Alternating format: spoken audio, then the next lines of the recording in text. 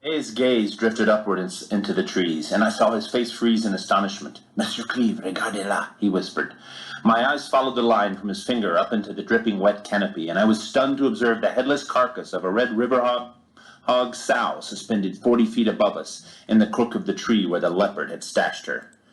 Her pink legs were splayed out stiff in an almost supplicating gesture. Fragments of the sow's jaw were scattered on the ground at our feet, beside a coil of leopard dung. The big cat had chosen to eat the head first. Possibly even as it was relishing its meal, we had arrived and startled it off.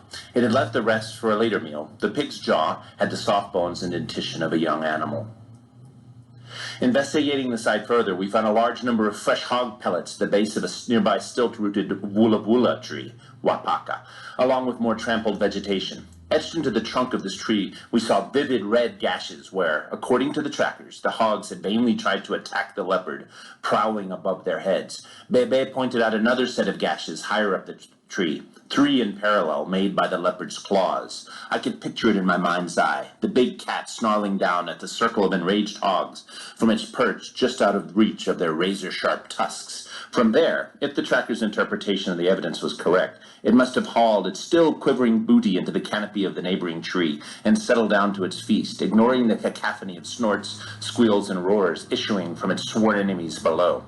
It was difficult, if not impossible, to determine from the evidence before us the precise sequence of events which had occurred during the attack. Had the leopard seized the sow first, carrying her up into the tree before her group mates arrived in response to her frantic squealing?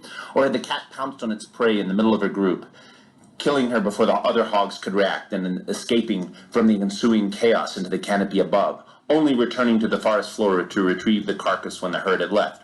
We excitedly discussed the evidence before us and struggled to recreate the conflict we had possibly just missed.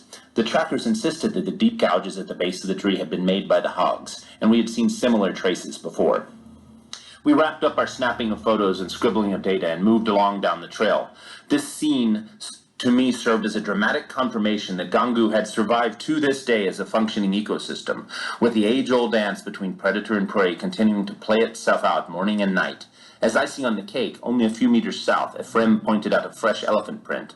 My fears that during our 5-year absence the Gangu had been converted into a gigantic manioc plantation receded into the mist as we walked along. I was in great spirits. This was, after all, only our first full day in the Gangu forest. What else would we observe after we settled into our base camp in the Cœur de Gangu?